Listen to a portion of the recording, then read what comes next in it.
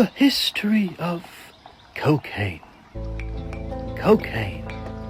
Blow. Snow. Powder. White. Coke. Flake. Yayo. It has more aliases than my father dodging child support. It's enjoyed by the rich people and people who live in a 2003 Honda Civic.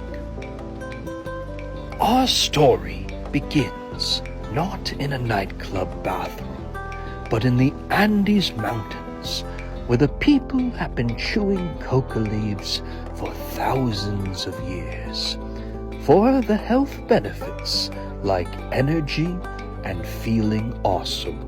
When the white man showed up, they said, "This leaf is fire, but can we science it up a bit and make it better and make money off of it?"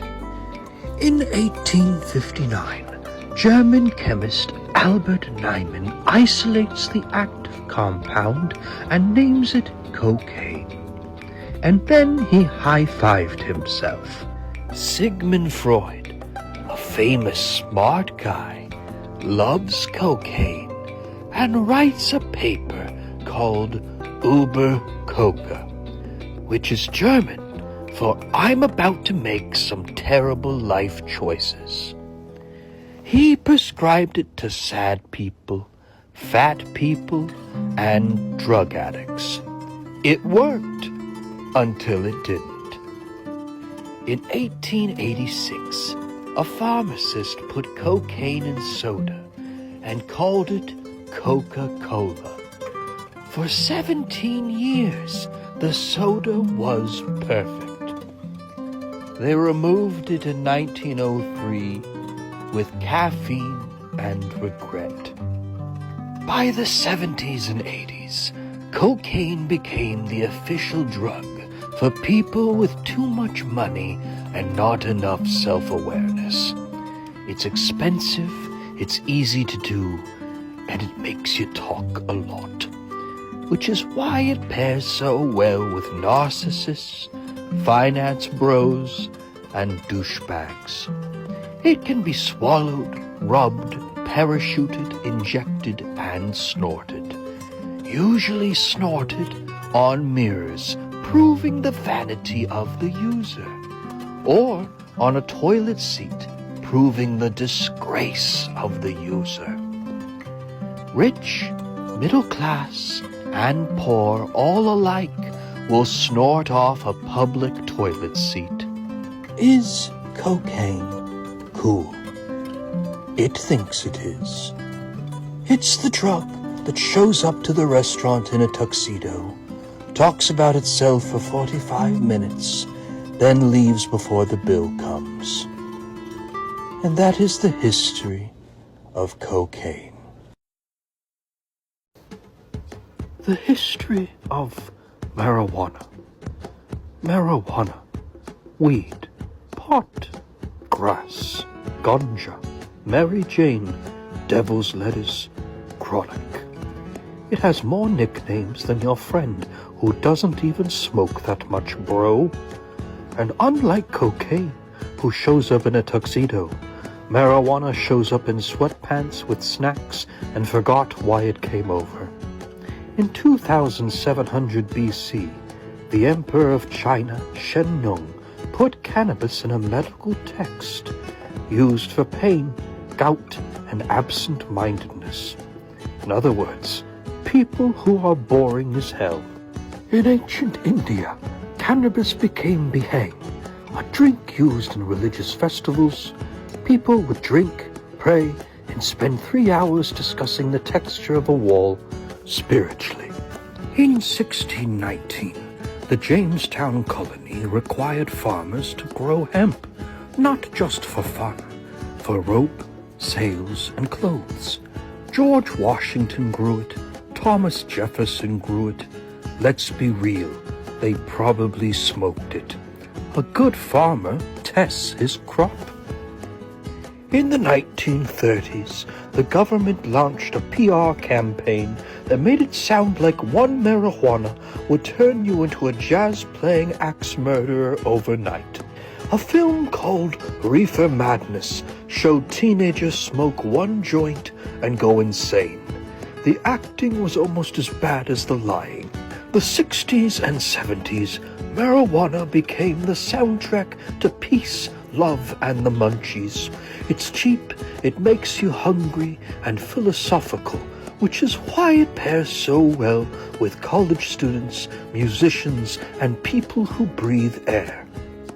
It can be smoked, vaped, eaten, baked, brewed, and rubbed on as cream by boomers who claim it's just CBD. Today, marijuana has gone corporate. It has strains with names like craft beers. It has a 19% tax. The government went from calling it devil's lettuce to a wellness product in just 80 years. Marijuana doesn't care if you're rich or poor, famous or the guy who delivers pizza.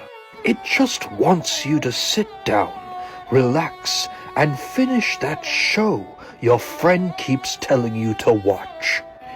And that is the history of marijuana. The history of cigarettes. Cigarettes. Cigs, smokes, darts, butts, cancer sticks.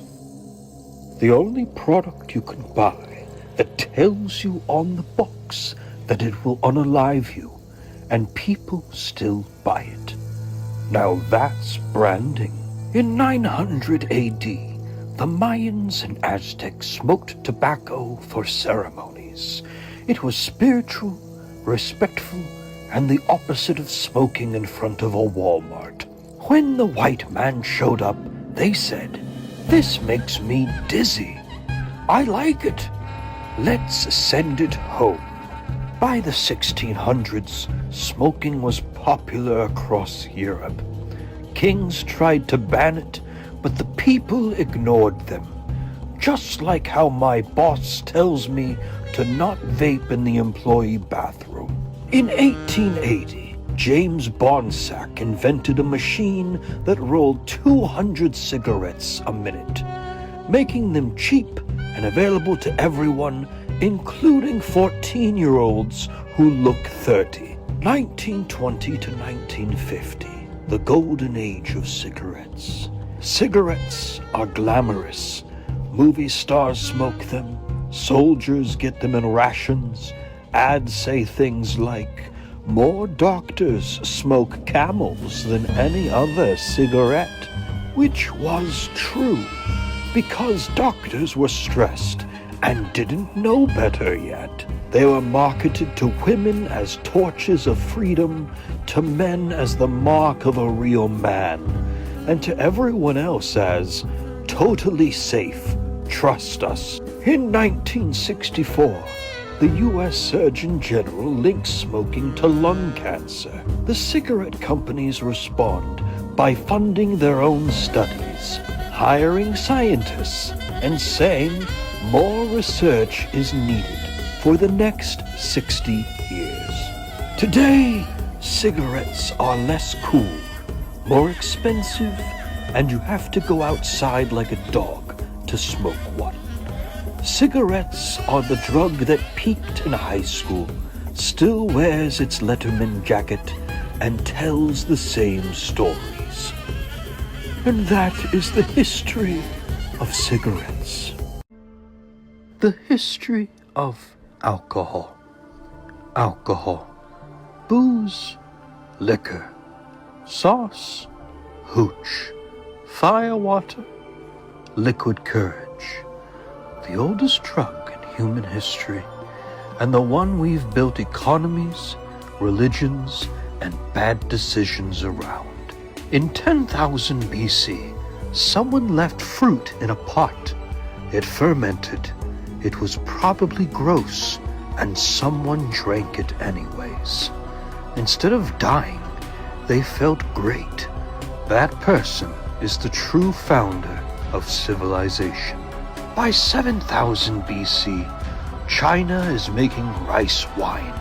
By 4000, Mesopotamia has beer, and they wrote recipes for it down before they wrote down laws. Priorities. The Egyptians paid workers in beer. The pyramids were built thanks to beer, proving it should be okay to drink at work.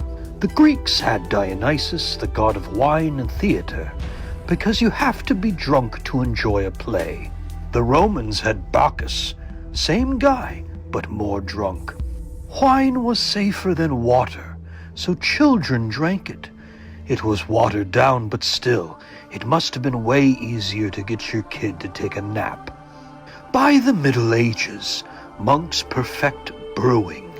They make beer so people don't die of cholera. The church saved Europe by getting everyone drunk. The 1920s, America bans alcohol. The result? Speakeasies, moonshine, organized crime, and everyone drinking more. Prohibition lasted 13 years, created the mafia, and proved that telling people they can't have something makes them want it more. Today, alcohol is everywhere.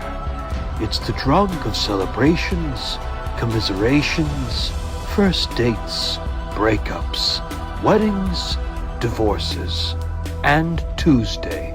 It does not judge. It just wants you to think it's a good idea to text your ex.